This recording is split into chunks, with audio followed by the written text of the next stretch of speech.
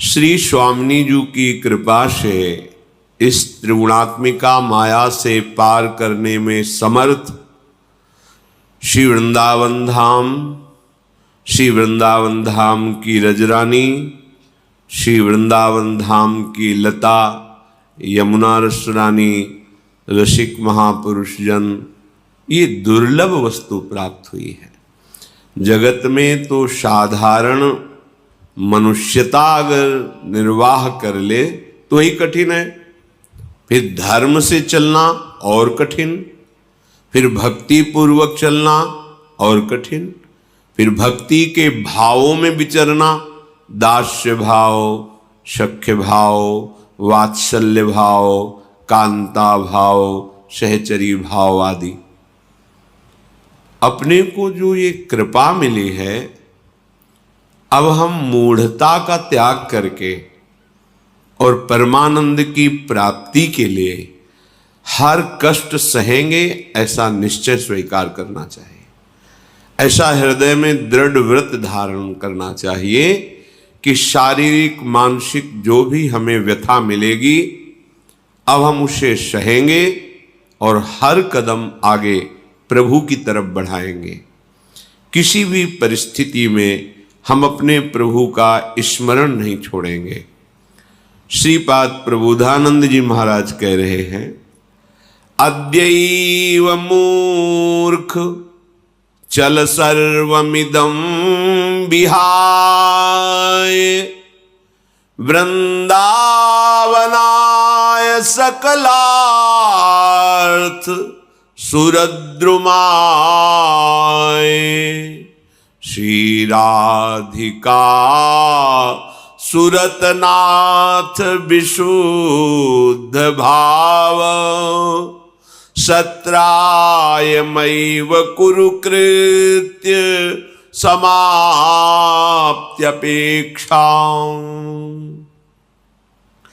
हे भाई, चल सर्वमिदं विहाय, ये मूढ़तावश जो तुमने अपनापन जगत के नानात्व में, वस्तु व्यक्ति स्थान पद प्रतिष्ठा में कर लिया है, ये टिकाऊ नहीं है।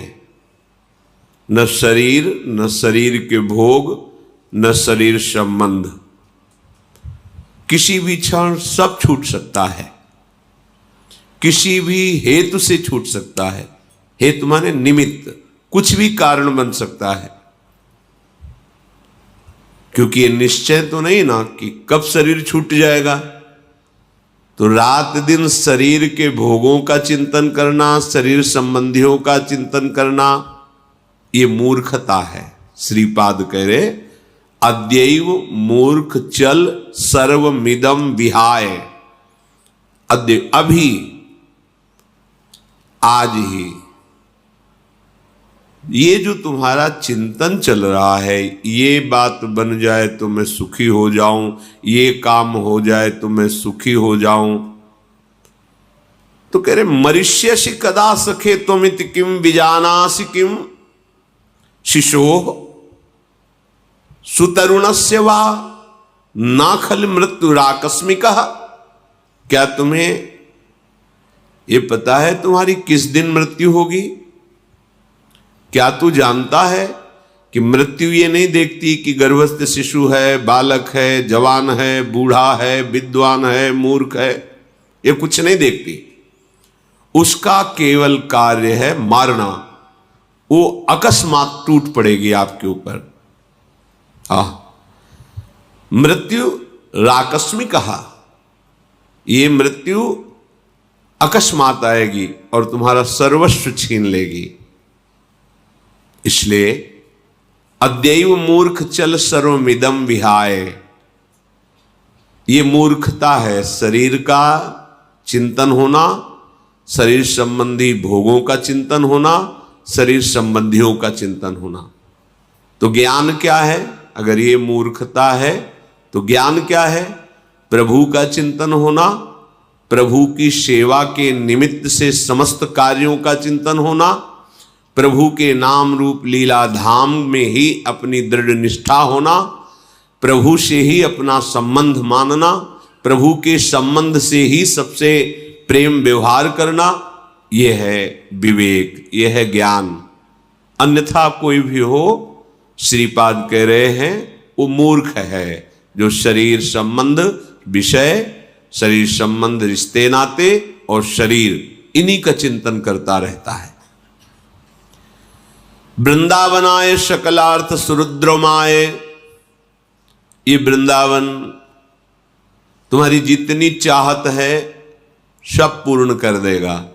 दो प्रकार से, एक तो अपने प्रभाव से हृदय शांत कर देगा, दूसरा जो भगवत प्राप्ति में विरोधी नहीं है उन भोगों को दे देगा। यदि तुम्हारी चाहत है तो सुरुद्रमाय, जैसे कल्पतरु अपने समीप आने वाले की कामना पूर्ण कर देता है, ऐसे ही श्रीधाम वृंदावन दो प्रकार की लीला करता है। जो हमारी कामनाएं हमारे को फंसा के नष्ट करने वाली हैं उनको शांत कर देता है,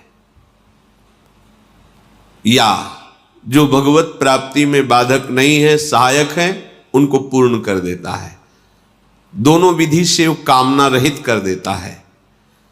श्री राधिका सूरतनाथ विशुद्ध भाव शत्राय मैव कुरुकृत्य समाप्त्यपेक्षाम।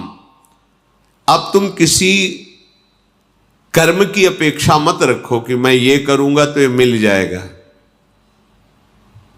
कर्मों को प्रभु की प्रसन्नता के लिए करो और प्रभु को समर्पण कर दो तो तुम्हें अक्षय फल मिलेगा।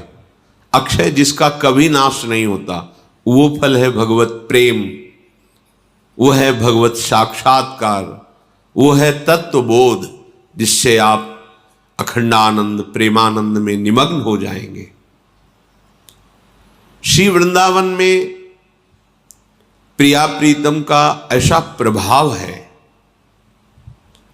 मलिन अंतःकरण होने के कारण हमें अनुभव में नहीं आता।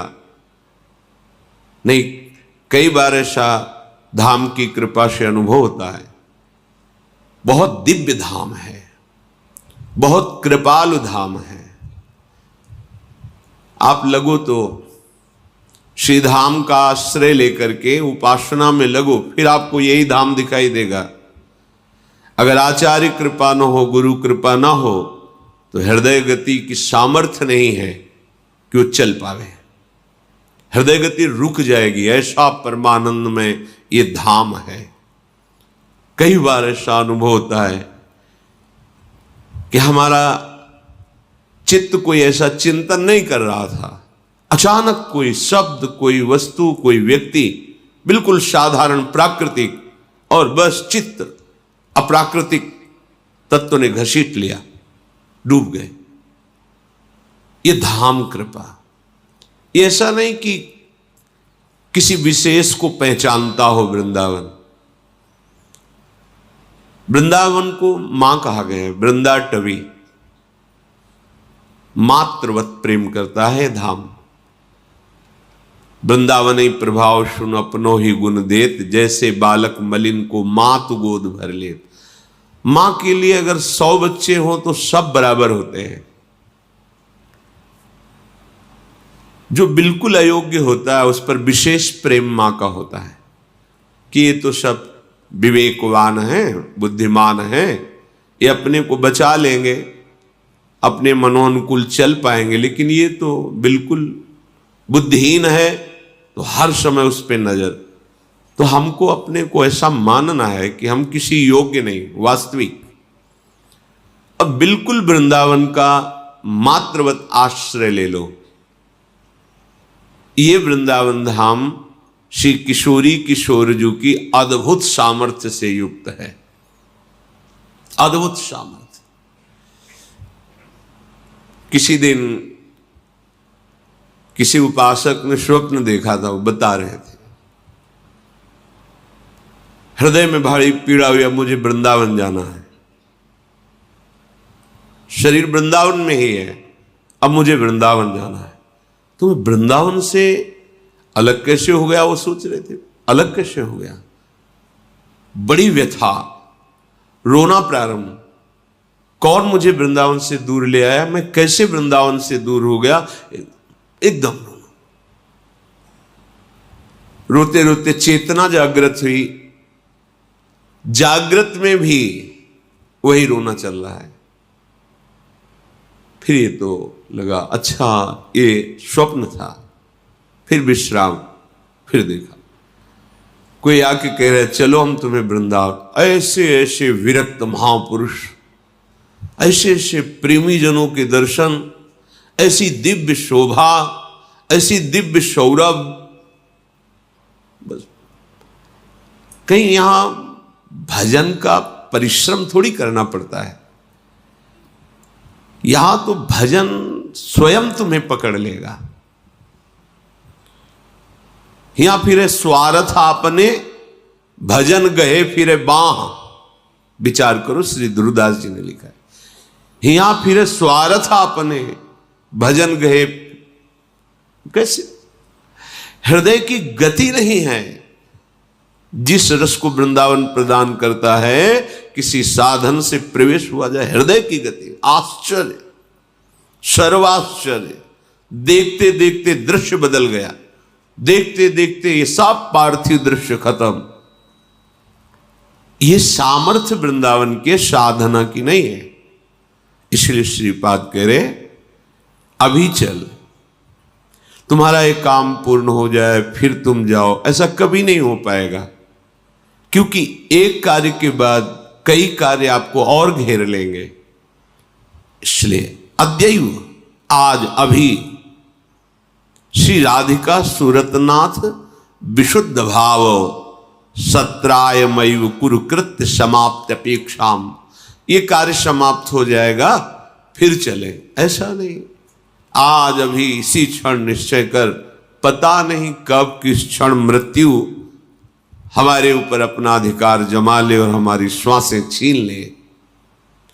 अगर हमारा कुछ समय, कुछ मिनट, कुछ घंटे, कुछ दिन वृंदावन में व्यतीत हो रहा है राधा राधा कहते हुए, तो हमारी बात बन गई। फिर विचार आया श्रीपाद के हृदय में कि शायद सब लोग ऐसा ना कर पावे, तो जो वृंदावन से दूर है, वृंदावन नहीं आ पा रहा है, उसको ये गति कैसे प्राप्त हो, उसको ये रस कैसे प्राप्त हो। तो कह रहे वस्तु कोटि गुणम श्रुतम सुकृतम वासोन्नवासादिभिः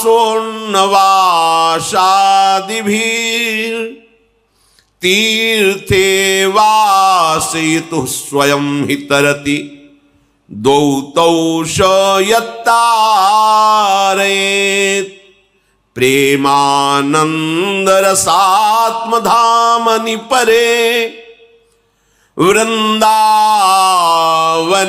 वासकस् त्वाश्चर्यां वृषभानुजा प्रियरतिं प्राप्नोत्यनायासतः। हे भाई, यदि तुम ऐसे वृंदावन के लिए तत्पर नहीं हो पा रहे, अनन्य निष्ठा नहीं ले पा रहे, यहां अखंड वास नहीं कर पा रहे, तो हम तुम्हें एक उपाय बताते हैं। वस्तु कोटि गुणम श्रुतम सुकृतम वासोन्न वासादिभिर तीर्थे वासा ये तो स्वयं ही तरति दौ तौ स यत्तारयेत्। जो वृंदावन वासी हैं, श्री प्रिया प्रीतम के उपासी हैं, तुम अगर वास नहीं कर पाते हो तो उनके वास करने की व्यवस्था कर दो। कल के भी सत्संग में कहा था, साधो शक्नोषि नो चेत सकलमपि हठात स्वप्न कल्पम विहातुम तरहि त्वं ध्याय वृंदावन मनुष्यो मथोपास्य वृंदावनेशो। साधु, यदि तुम अखंड वृंदावन वास नहीं कर सकते, विषयों का त्याग नहीं कर सकते, तो जो युगल किशोर की उपासना में तत्पर हैं उनकी सेवा कर दो। क्या सेवा? श्रीधाम वृंदावन वास की उनकी व्यवस्था कर दो। वस्त्र, अन्न, जो उनको आवश्यकता हो दे दो। तो श्री वृंदावन वास करने से भी दुगुना उसको फल प्राप्त होगा। क्यों? क्योंकि वो चिंतन कर रहा है, अमुक वस्तु अमुक वृंदावनवासी की सेवा में आएगी, उनके वास में सहयोग देगी, और मैं अधम कहाँ वृंदावन वास कर सकता हूँ। चलो श्री जी की बड़ी कृपा हुई, मुझे सेवा का अवसर, अपने में दैन्य भाव, वहाँ पूज्य भाव, इसी बहाने से वृंदावन का चिंतन और उस चिंतन का प्रभाव कि उसे जो वस्तु प्राप्त होनी है वो प्राप्त हो जाएगी। श्री धाम वृंदावन के वास से, श्री प्रिया प्रीतम के भजन से जो प्रेम प्राप्त होता है वही उसको प्राप्त हो जाएगा। कह रहे कि जितने भी तीर्थ हैं इनमें वास करना पापों का नाश अवश्य हो जाता है, पर तीर्थों से कोटि गुणा महत्वशाली वृंदावन धाम है, करोड़ों गुना बढ़कर। प्रिया प्रीतम का निज महल है, निज धाम है। तो जो यहां के वासियों की सेवा करता है, यहां दोष दृष्टि नहीं करनी चाहिए। जैसे बाहरी लोग नहीं जानते हैं तो भगवत पार्षदों को, ब्रजवासी जनों को दोष दृष्टि से देखने लगते हैं। ऐसे शब्दों को हमने सुना है, चुभता है। आप क्या जानो, आपको निधिवन, सेवा कुंज, रंग जी, राधा रमण जी, बिहारी जी, दसियों जगह दर्शन कराएंगे जिन्हें आप पंडा कहते हो, और आपको चंद रुपए दे देते हो। उनके न खेती है न व्यापार है, उसी से परिवार चलता है। और बड़े बड़े भगवत प्रेमी महात्मा जो उनके दरवाजे पर राधे श्याम बोलते हैं तो रोटी देते हैं। आपको पता है वो पैसा आपका कहां पहुंच गया, कितना सुकृत आपके एकत्रित हो गए। आप जिनको न जानते हैं और न सेवा कर पाएंगे, ऐसे ऐसे संत हैं जो एकांत सेवन करते हैं, माधुकरी मांग के खाते हैं। वो ऐसे ब्रजवासियों की कोई खेती थोड़ी है, कोई बड़े बड़े व्यापार थोड़ी है। ये ठाकुर ही उनके जीवन है, यही जीवन धन है। 4 जगह दर्शन कराए, कुछ चंद रुपए मिले, उससे अन्न धन, अपने परिवार का पोषण, साधु महात्माओं को भिक्षा, भगवत आराधना। तो 20 वर्ष मधुकरी मांगी देखा है, कोई घर ऐसा नहीं जिसमें ठाकुर जी न विराजमान हो, कोई घर ऐसा नहीं है। कितने भाव, आप इनका बाहरी स्वरूप, इनके बोलने का ढंग थोड़ा टेढ़ा है, पर इनका हृदय बहुत ही कोमल और परम पवित्र है ब्रजवासी जनों का। तो ये दोष दृष्टि न करे कि अरे तो पैसा नहीं। आप समझो, आप करोड़ों प्राप्त करके भी शांति का अनुभव नहीं करते और वासना बढ़ती जा रही। आप 100 रुपये 200 रुपये दे दिए, तो आपको 10 जगह दर्शन करा रहे, महिमा बता रहे हैं, उनके चरण छुओ, उनको प्रणाम करो भाव से। कोई छल कपट व्यवहार अगर कहीं दिखता है कि आपके साथ कोई छल कर रहा है, कपट कर रहा है, व्यवहार कर रहा है, तो गंभीरता पूर्वक अपने को बचा लो और उन पे दोष दृष्टि ना करो, दोष दृष्टि ना करो और अपने को बचा लो। इससे बिहारी जी प्रसन्न हो जाएंगे। अगर आप इनके प्रति भगवत भाव न करके तो ठीक नहीं रहेगा। इनका स्वभाव है, ये श्री कृष्ण के निज जन है, इनका स्वभाव। हमारे ठाकुर टेढ़े खड़े होते, देखो ललित त्रिभंगी, और बड़े ही प्रेमी स्वभाव के हैं। ऐसे ही हमारे ब्रजवासी जन, थोड़ी बात इनकी टेढ़ी, थोड़ा उनका व्यवहार टेढ़ा नजर आ सकता है, पर बड़ा प्रेमी स्वभाव, आंतरिक जो बात है। मां से भी ज्यादा प्यार करते हैं संतों को। जब इनके घर में जाए और 2-4 दिन गए फिर न जाओ तो देखो कैसे बात करती हैं माताएं जो ब्रजवासी। ए बाबा तू कल आयो नहीं, तबीयत ठीक है ना तेरी? मां की तरह पूछना, कल क्यों नहीं आया बाबा? ये कौन पूछता है? वो पैसा आपका इनके घर में गया और इनके हाथ से बनी हुई मधुकरी संत पाकर भजन कर रहे, तो पैसा कहां आया? भजनानंदी महात्माओं के उदर पोषण के काम में, उनके ब्रजवास में सहायक हुआ। ये ब्रजवासी जन हैं, ये कृपा कर दे तो प्रिया प्रीतम की कृपा का अनुभव होने लगे। इनके बाहरी कटु व्यवहार से आप इनको गाली मत दीजिए, निंदा मत कीजिए, अवहेलना मत कीजिए। ये भगवत पार्षद हैं, तीर्थों का प्रभाव है। पर वृंदावन की जब बात आती है तो कोटि तीर्थ भी समानता है। रज की तुल बैकुंठ नहीं और लोक की ही माई। तो जो वृंदावन वासी हैं उनकी जो उपासना करता है, वो वृंदावन वास नहीं कर पाता, पर उनकी उपासना का मतलब कि हृदय में ये भाव कि मैं तो वृंदावन वास नहीं कर पा रहा, पर मेरे पास जो कुछ है उससे थोड़ा, अगर हम किसी एक को भोजन दे देते हैं, किसी एक को वास करा देते हैं, किसी एक को वस्त्र दे देते हैं, उसके वृंदावन वास में सहयोग कर देते हैं, तो श्रीपाद कहते हैं वो वही गति प्राप्त करता है जो वृंदावन वास करने वाला है, वही गति वो प्राप्त करता है। इसमें विशेषता हो जाएगी, प्रिया प्रीतम का विशेष प्यार उसके ऊपर उदय होगा। प्रेमानंद रसात्म धामनि परे वृंदावने वासक त्वाश्चर्याम वृषभानुजा प्रियरतिम प्राप्नोत्य नायासतः। प्रेमानंद रस प्रदान करने वाला श्री वृंदावन धाम है। इसमें जो वास करना चाहता है पर उसके पास कोई व्यवस्था नहीं है, अगर वो व्यवस्था कर दे तो श्री वृषभानुजा, श्री लाडली किशोरी जो उसकी व्यवस्था को देख लेती है। समझ गए? लाडली जो बहुत प्रसन्न, अच्छा हमारे धाम में, हमारे धाम वास करने की भावना से जो यहां पड़ा है उसकी तुमने सेवा की, तो आश्चर्य में रति प्रदान करती है, प्रेम प्रदान करती है। प्रेमानंद रसात्म धामनि परे वृंदावने वासक त्वाश्चर्यम। आश्चर्य ये कि बड़ी बड़ी साधनाओं से लाडली जी की कृपा प्राप्त करना दुर्लभ है।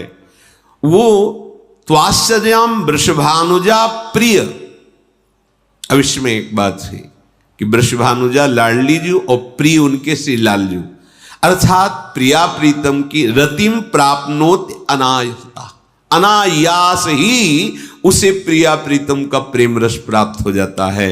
या श्री लाडली जू वृषभानुजा प्रिय रतिम, उसकी जो प्रिय वस्तु, व्यक्ति, पद, चाह, वो सब प्रदान कर देती है और अपने चरणों का प्रेमानंद रसात्म धामनि परे, ये धाम प्रेमानंदमय है, वो प्रेमानंद प्रदान कर देती है, उसकी चाहत की वस्तु प्रदान कर देती है और अपने चरणों का प्रेम भी प्रदान कर देती है। इसलिए वृंदारण्य मनन्य भाव मधुराकार हेति राधिका कृष्ण क्रीड़त रंजित प्रविलसत कुंजावली मंजुलम। ये वृंदावन धाम, यदि दुर्भाग्य से आपको वास नहीं मिल रहा, यहां आना नहीं हो रहा, दुर्भाग्य ही कहा जाएगा उसको, तो आप अंदर से दुखी तो हो सकते हो। बहुत सुंदर बात, अंदर से आप दुखी हो सकते हो ना कि प्रिया जो कब हम पर कृपा होगी कि हमें वृंदावन आने को मिलेगा, कब ऐसी कृपा होगी कि वृंदावन की भूमि में बैठकर हम सत्संग सुनेंगे, कितनी सुंदर यहां रहनी है। देखो इस समय प्रायः लोग सोते रहते हैं, कैसी वृंदावन की कृपा है। 2 बजे 2:30 बजे से सब जग रहे हो, मंगल में नाम गूंज रहा है, मंगल में प्रिया प्रीतम की चरण रज में कोई बैठा है, कोई खड़ा है, कोई प्रणाम कर रहा है, कैसी अद्भुत कृपा। फिर सत्संग सुन रहे, फिर सेवा दर्शन कर रहे, स्वामिनी जी का मंगला दर्शन, वन विहार, फिर वाणी गायन, फिर श्रृंगार। अपने को फुर्सत कहाँ है? स्वामिनी जी ने ऐसी दिनचर्या दे दी, ये सहज दिनचर्या निकुंज में पहुंचा देगी। बस इस पर महत्व करके आसक्ति कर लो। पर यदि दुर्भाग्यवश तुम्हें ऐसा वास नहीं मिल रहा, कितना सौभाग्य यहां है। यहां और देश के बसत ही अधिक भजन जो होए, ये सम तो पूजत नहीं वृंदावन रहे सोई। अगर वृंदावन में केवल वास मिल जाए तो बाहर का भजनानंदी उसकी बराबरी नहीं कर सकता। एक भाव है। और दूसरा, जो वृंदावन का आश्रय लिए केवल पड़ा रहता है तो बाहर का भजनानंदी उसकी बराबरी नहीं कर सकता। ये वृंदावन धाम है। अगर आपको ऐसा सौभाग्य नहीं मिल रहा तो लालायित तो हो सकते हो ना, अंदर अंदर दुखी तो हो सकते हो ना कि प्रिया प्रीतम के इस क्रीड़ा में रमणीय विलास कुंज से युक्त, चरण चिन्हों से युक्त, भगवत प्रेमी महात्माओं के आंसुओं से अभिषिक्त कब मैं वृंदावन में रहूंगा, कब मैं अखंड वृंदावनवासी कहलाऊंगा, कब मैं वृंदावन की प्रीति में डूबूंगा, कब प्रिया प्रीतम का साक्षात्कार होगा। क्या जीवन मेरा इसी प्रपंच में फंसा हुआ चला जाएगा? अंदर दुखी तो हो सकते हो। यदि तुम ऐसा दुखी हुए, ऐसा चिंतन करके रोए, तो ज्योतिर्मय युगल किशोर तुम्हें भजन प्रदान कर देंगे। ध्यान करना। चिंतयेन नित्यम तन मिलनम विचिंत यदहम तद्धाम युग्मम भजे।